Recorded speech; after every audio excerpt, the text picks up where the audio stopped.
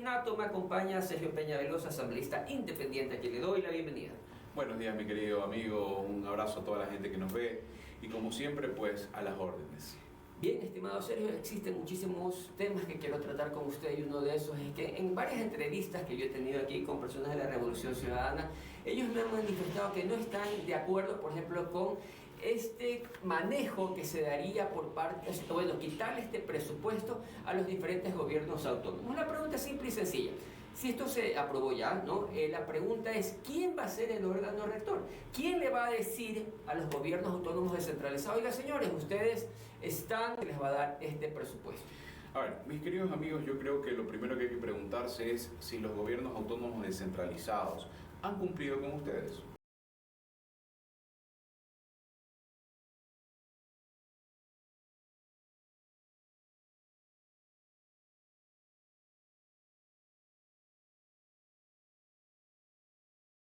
Dicen, no, pero si en la ley ya Fiscalía y Contraloría tienen que controlar cómo se gastan Pero es los que el recursos ministro no está públicos. por encima del alcalde. Ese es el punto. Claro. O sea, ¿cómo le van a dar la competencia a un ministro que mañana pasado el presidente Daniel Noboa lo cambia, ponen a otro, vienen acá, pero sigue teniendo esa Pero competencia? no es sobre el ministro, es el ministerio, es la entidad. Pero es que el ministro es el que firma y el que dice, ¿sabes qué? Yo... No. Yo digo, se le quita a un alcalde el presupuesto porque no me cumplió. O sea, no se le quita el presupuesto a mi querido amigo. O no se le da, pero... No se le quita. Existen, así como el FOPEDEUPO para las universidades, un cálculo automático que también existe en la ley, que dependiendo de las inversiones que tú realices, se ajustan los presupuestos en las universidades. Eso es lo que normalmente se hace.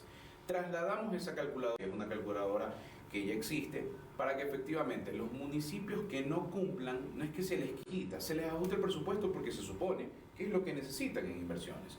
Es decir, si yo a ti te doy 100 millones de dólares y tú tienes que invertir 70 millones, imaginemos, en el agua potable de tu ciudad, y no los inviertes, entonces quiere decir que no los necesitas. Ya, pero yo entiendo esa parte, pero ahora lo que yo voy es esa competencia, esa jerarquía que le dan a un ministro sobre los alcaldes. ¿Dónde está especificado eso? O sea, ¿en qué parte dice que en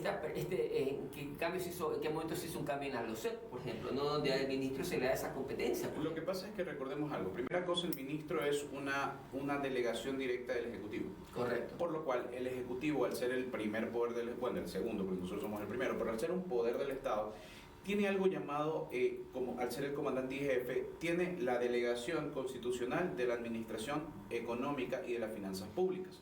Por lo cual, los recursos públicos, y esa es la confusión que puede existir, por no decirlo de otra manera, porque yo creo que lo hacen de adrede, que tienen los alcaldes, que la autonomía, desde la constituyente que se hizo en su momento y la constitución, no quiere decir que tú puedes hacer lo que te da la gana, de que esos son recursos de mi ciudad y yo hago lo que me da la gana. Ahí donde queda la competencia de ser el órgano vigilante a la Contraloría General del Estado. No, porque la Contraloría General del Estado lo que hace es un control posterior, no concurrente.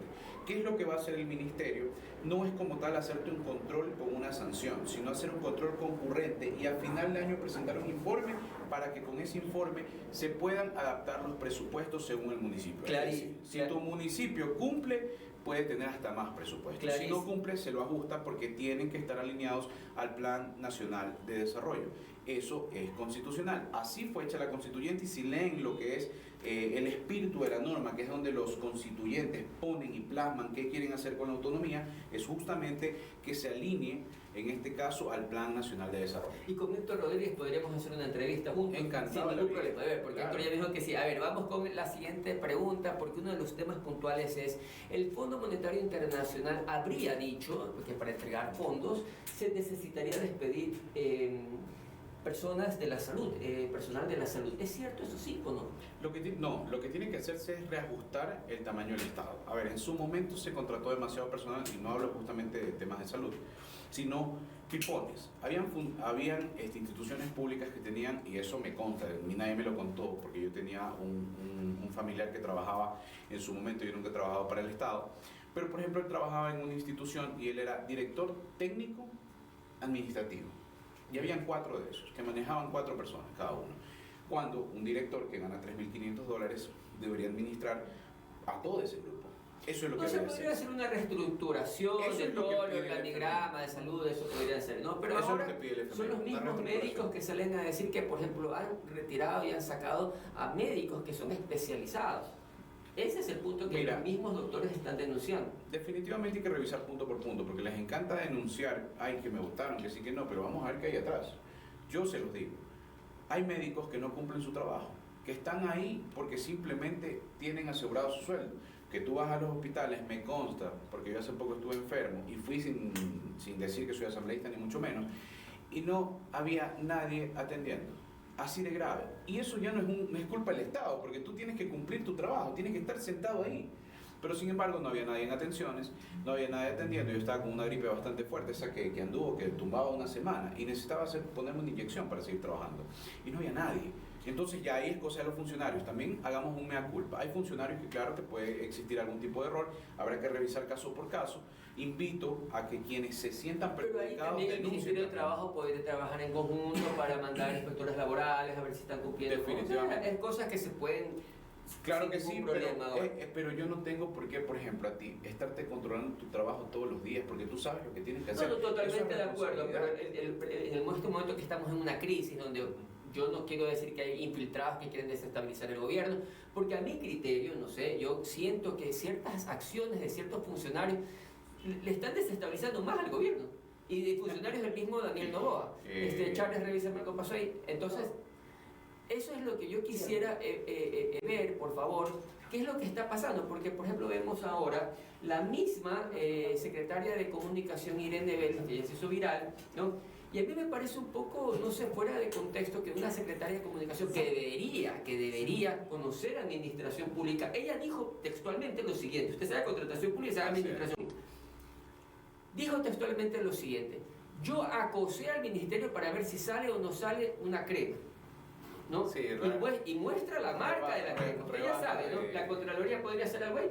A ver, yo creo que lo expresó mal, asumo yo. No creo que una secretaria de Comunicación en este caso pueda mandar a un ministro de esa manera, que no tiene nada que ver directamente, porque ella lo que tiene que hacer es comunicar como tal. Pero yo creo que utilizó malas palabras. Tendrá que obviamente pues preguntársele, ¿no?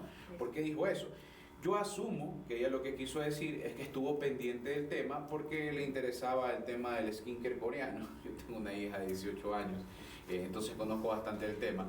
Me imagino que eso le interesaba. Oye, amigo, pero el estimado asambleísta es la secretaria de Comunicación. Sí. O sea, se supone que tiene que utilizar las palabras correctas. No lo estoy justificando, te digo lo que yo creo entendería y tendrá que pero por eso yo pregunto, por ejemplo, porque a ver, si yo fuese el secretario de Comunicación, llevar una línea y preguntar, a veces que antes de que haga un video la vicepresidenta en un columpio, la llamo y le digo, ven, esta es la línea, ¿no? No sé si usted en algún momento lo llamaba a la Secretaría de Comunicación, esta es la línea comunicacional que vamos a llevar.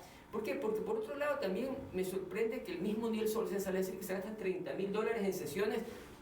¿Para qué? ¿Dónde están ahora? Estamos frente a la Asamblea. Sí, correcto. ¿A dónde se van? ¿Para qué se van? O sea, ¿cuál es el punto ahí? Mira, yo creo que es importante, por lo menos una vez al mes, ese es un criterio personal, sesionar con la gente. Sí es importante. La gente se acerca a ti. Una vez que sales puedes hacer territorio dentro de la provincia donde estás inmediatamente, pues no es lo mismo que la gente venga a Quito, no es la misma facilidad. Pero definitivamente una vez al mes yo creo que es correcto. No lo veo como un gasto, lo veo como esa inversión de que los asambleístas están, no me invento. Hoy estamos todos en los ríos, nos reunamos todos con la gente de los ríos, podamos acaparar más territorio y la gente también pueda sentir, oye, este man es de carne y hueso, conversemos. No ha sido tan bravo como se lo ve en la televisión.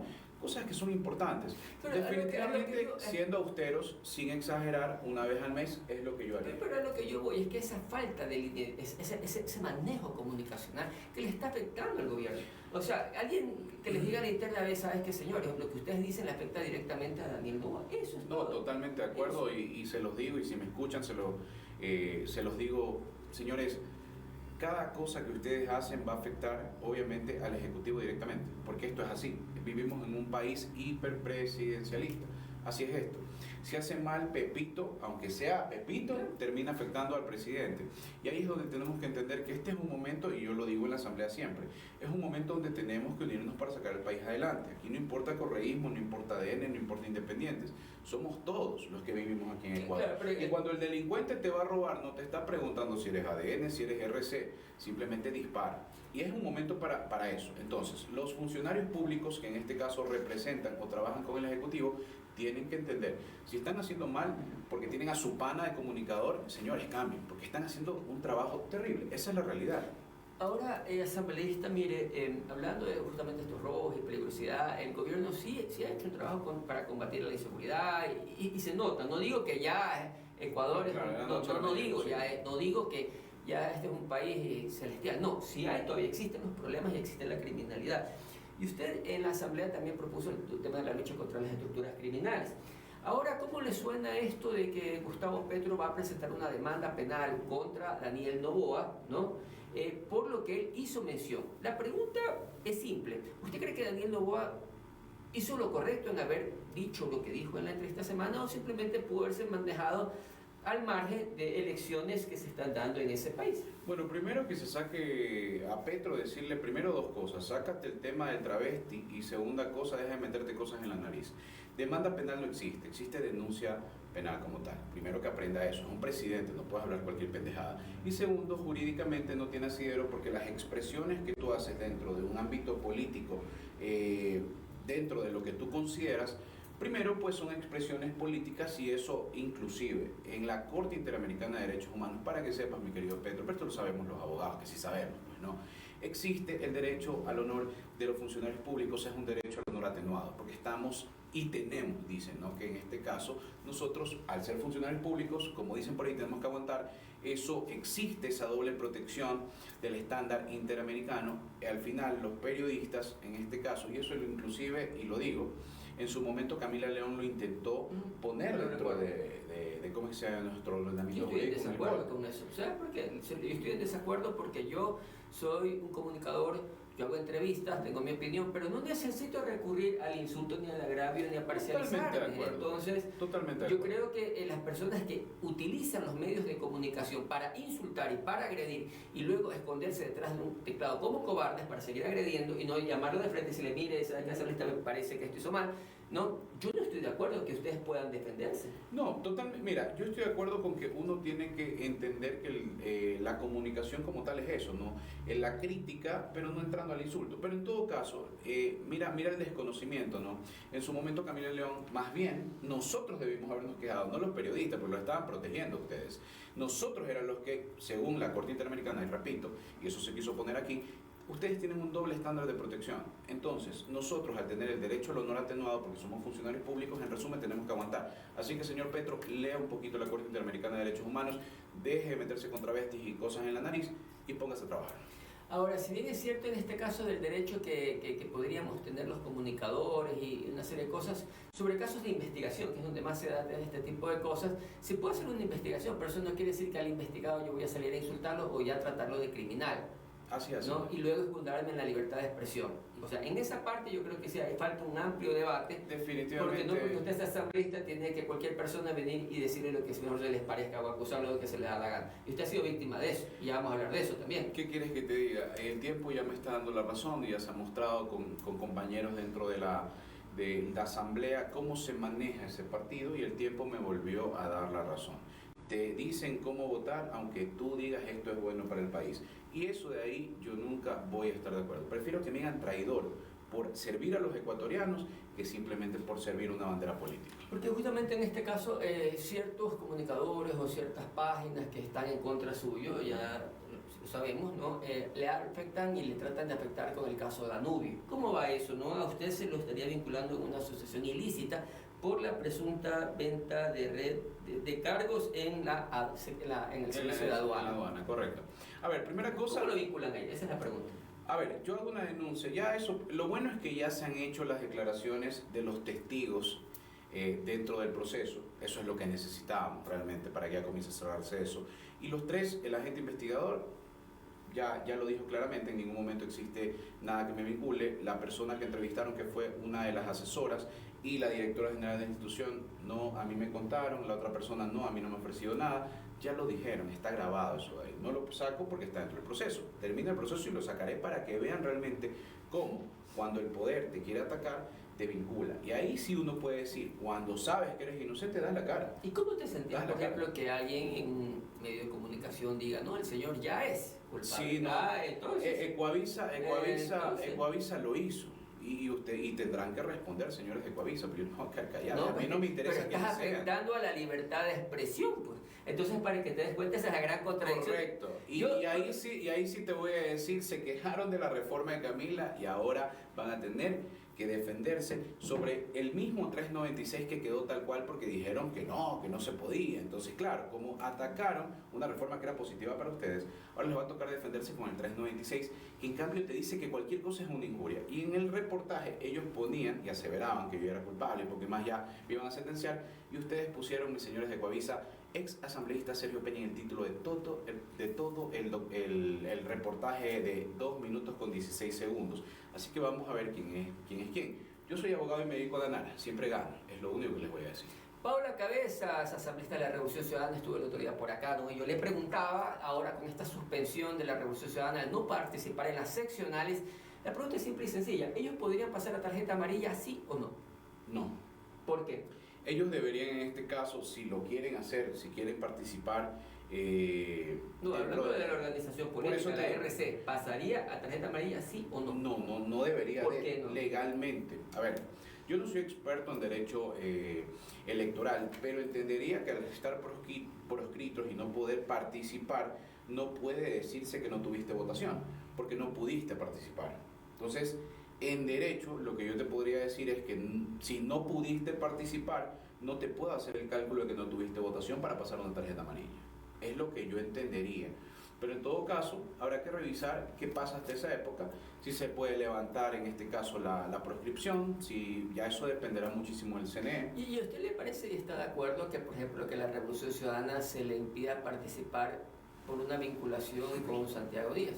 A ver, es que no es con Santiago Díaz. El tema es que Santiago Díaz refuerza las denuncias que existían por lavado de activos dentro de esa organización.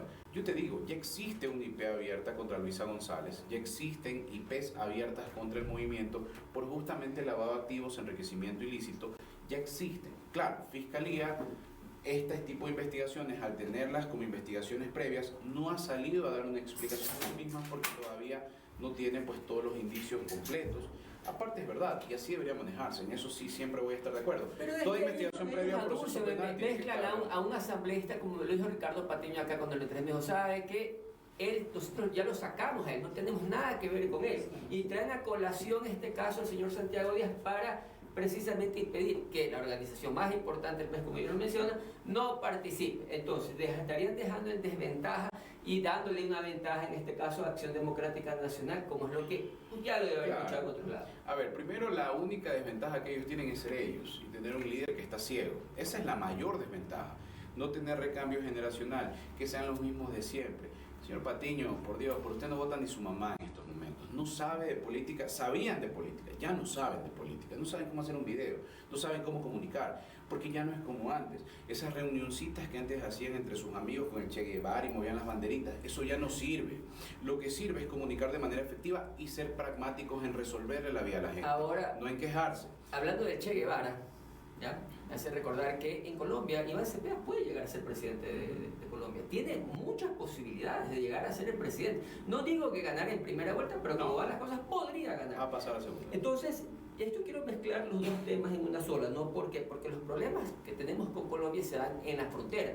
Usted fue enérgico en la ley de sectores estratégicos, ¿no? ¿Usted qué opina sobre el tema de la minería que se da justamente en estas fronteras?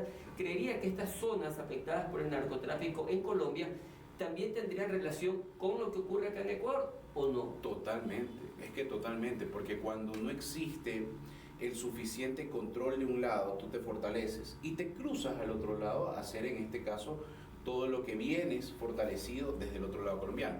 Y es una realidad que no se ha fortalecido la frontera, eso es una realidad. Mientras nosotros peleamos bien o mal con patada, puñete, como digo yo, como salga, contra algo que es complicado, que es la minería ilegal. Señores, la minería ilegal hoy por hoy es más rentable que la droga, para que lo sepan. 1 gramo de oro cuesta más que 1 kilo de coca.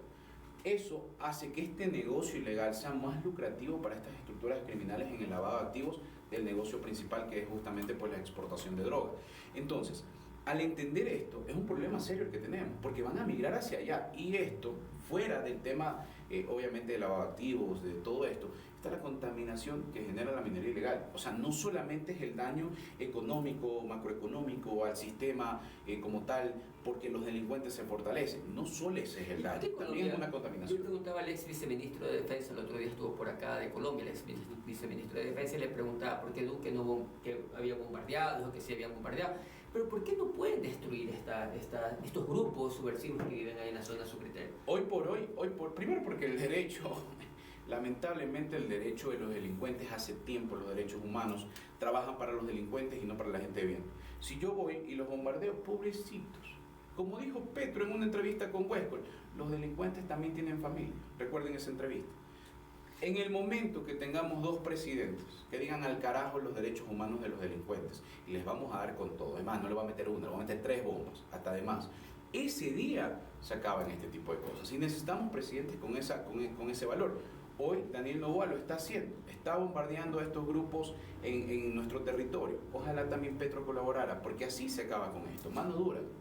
Y antes de pasar al tema final, ¿no? El artículo 216 de la Constitución colombiana dice que si hay un momento de afectación a las instituciones del Estado colombiano, estarían obligados los ciudadanos a levantarse prácticamente en armas, tomar armas. ¿Usted está de acuerdo con ese artículo? Algo parecido al derecho a la resistencia, pero sin pero las Fuerzas Armadas le entregan las armas a los ciudadanos. ¿Usted estaría de acuerdo con no estaría de acuerdo. Para mí el Estado es el que tiene que ser fuerte y manejar obviamente pues el control de las armas. ¿Por qué? Pero los ciudadanos allá están obligados, ojo, dice obligados, dice clarito en la Constitución. Eso se tendría que reformar porque, bueno, tal vez en la antigüedad, yo te lo digo porque yo, por ejemplo, dentro de un colegio militar, tuve preparación durante 6 años. Entonces yo, por ejemplo, sé manejar armas, sabemos de estructura, sabemos de formación militar. Antes existía inclusive la premilitar, en donde tenías un año que te entrenaban en algo, pues no a todos. Pero los que estábamos en colegios militares teníamos 6 años de preparación y salimos como reserva, obviamente, pues de las Fuerzas Armadas. Algo sabemos. Entonces, si tú me entregas un arma, practicamos, sabemos cómo manejarla, pero otra cosa es una persona que en su vida ha cogido un arma o que no tiene preparación militar. Es un peligro para sí y para los otros. Yo te traigo esta pregunta a colación, porque eso es el artículo 216 de la Constitución colombiana, que los ciudadanos están obligados a tomar armas para defender la institucionalidad de Colombia. Entonces, cuando ocurre algo así en Colombia, que los ciudadanos están obligados, ¿no te parece que podría ser un poco contradictorio contra el que no se quiera reforzar la seguridad en Colombia? No, totalmente, por eso me parece bastante extraño ese artículo, no soy experto en el derecho de Colombia, pero lo voy a revisar, porque realmente lo que está generando ahí son paramilitares, guerrillas, porque al final entregas las armas y ¿cómo estás seguro que te la van a devolver si no tienes el poder suficiente para tú haber manejado la situación y haber tenido que entregar armas? ¿Podría la guerrilla utilizar eso para fortalecer a la ciudadanía parado en ese artículo de la 216 con el cuento de la institución? Correcto, y terminas fortaleciendo estas estructuras como son los paramilitares y los guerrilleros, pero bueno, tal vez lo puedo entender. El presidente fue miembro del M-19, así que, ¿qué te puedo decir? Bastante no te caería extraño. No, para nada. ¿Y aceptaría de pronto un programa en conjunto con una autoridad electa, un representante o senador del pacto histórico? Podría ser con Alirio Uribe, que ayer justamente me escribió para una entrevista, sin ningún problema. Pero le va a decir lo mismo que ha dicho aquí. Y se lo repito a quien sea. Sin ningún problema. Al único presidente que en estos momentos te digo, y creo que es un ejemplo y siempre he seguido su trayectoria desde el 2019, es a Bukele. ¿Quién? A Bukele. ¿Y qué opinas de Álvaro Uribe, por ejemplo? A ver, no es de mis favoritos, definitivamente, no es que me parezca un gran presidente. Yo siento que la gente que en este caso ha tenido oportunidades o está dentro de la contienda política, tiene que entender que la política evolucionó. Ya tienen que entender que la política como tal hoy es de comunicar y siento que a muchos les falta esa forma de comunicar que realmente conecte con la gente. Bueno, y el presidente Uribe próximamente lo tendremos por acá, tuvo me mandó un mensajito y estoy muy pendiente también de eso, así que... Bueno, habrá que conocerlo, Bueno. Y antes de pasar a las 7 preguntas rápidas, si usted fuese colombiano y tuviese que dar su voto ahora, ¿por quién sería? por Paloma Valencia, No, por Paloma. Iván Cepeda o por Abelardo de la Espriella? ¿Por qué votaría? Paloma 100%. Por Paloma Sí, votaría. por Paloma definitivamente. Creo que tiene ideas Del claras. Centro Democrático de Álvaro Uribe. Claro, no, sí, ella como candidata a mí me parece una buena candidata. Ojalá refuerce su campaña, ojalá pues pueda llegar. Creo que Colombia tiene una oportunidad de salir un poquito de la vergüenza de tener un presidente que ante un influencer queda mal y dice que los delincuentes también tienen derecho. Yo definitivamente lo veía más a Huescol como presidente que a él. Entonces, ojalá los colombianos puedan tomar una mejor decisión y al final pues ella tenga la oportunidad, ¿no? Más abrazos, menos balazos, dijo Claudia Sheinbaum. Nos vamos con 7 preguntas rápidas para Sergio Peña. Si usted fuese candidato a la presidencia de Ecuador y tiene que escoger una binomio vicepresidencial entre Luisa González y Gabriela Rivadeneira, ¿quién sería? El suicidio es opción, ¿no? No sé. ¿Por qué? Porque va a perder. ¿Apoyaría un proyecto para la penalización de denuncias falsas contra hombres por supuesta violencia de género, sí o no? Totalmente, siempre. Es más, el caso de este chico que estaba en un reality, de Pepe Tola, para mí es un caso que realmente la justicia está en deuda y los jueces también. Y Sí, tendrá que revisarse. Hay algunos casos por ahí. Si usted tuviese la oportunidad de hacer tic-tac y cambiar un artículo en el Código Orgánico Integral Penal, ¿cuál sería? En este momento, Código Orgánico Integral Penal, bueno, creo que la prisión preventiva para poner ciertos delitos en los cuales sea obligatorio, como por ejemplo violaciones cuando exista flagrancia, estos delitos, por ejemplo, cuando cogen un delincuente que viene disparándole a un policía y, ay, pobrecito, no, esas medidas cautelares no pueden existir. Creo que cambiaría ese artículo para ciertos delitos puntuales. ¿Estaría de acuerdo con un proyecto que obligue a hacer un examen de paternidad para ver pues, si efectivamente es o no el padre, sí o no? Claro que sí, así debería ser. La vida inicia en la concepción, sí o no. Sí. Si usted fuese presentador, ¿no? Y le dicen, a ver, usted puede escoger a una persona de todo el planeta para hacerle una entrevista, ¿quién sería? Donald Trump. Donald Trump. Sí. Y finalmente, ¿Eloy Alfaro es de izquierda o derecha? Eloy Alfaro es historia, es lo único que te puedo decir, indistintamente de izquierda o de derecha. A ver, ¿a qué voy con esto? Porque hay mucha gente que habla muchas veces... No, pero yo creo que mira, izquierda o derecha en estos tiempos, así. Era de izquierda, De según izquierda lo que pude considera. leer. Considera que es izquierda. Bien, estimado Sergio, de verdad qué gusto por estar aquí en el programa con nosotros. No sin antes le envío un mensajito a las personas que están conectadas y a las personas que también verán esta retransmisión a través de las redes sociales hoy a las 7 de la noche. Bueno, mis queridos amigos, a los que están viéndonos, nada, cuenten con una persona que viene aquí a trabajar por ustedes, sin banderas políticas, sin ideologías que siento yo que nos hacen perder el tiempo. La ideología realmente tiene que ser la bandera de Ecuador. Y la forma de hacerlo es el pragmatismo, es decir, resolverle la vida a través de leyes a ustedes, indistintamente de la bandera política. Repito, es momento de que nos unamos. Estas peleas de que derechas e izquierdas no sirven más que para eso, para las redes sociales. Al final esto no es un Barcelona-Emelec, es Ecuador. Tenemos que unirnos, saquemos el país adelante. Si al presidente le va bien, a todos nos va bien. Y no importa el presidente que esté, las leyes tienen que servir para que el Estado sea fuerte hoy, mañana y siempre. Un abrazo para todos. Sergio Peña, Asamblea Independiente, muchísimas gracias. Y ustedes, queridos seguidores, gracias por seguir a través de las redes sociales. Nos vemos en un próximo programa. Muchas gracias.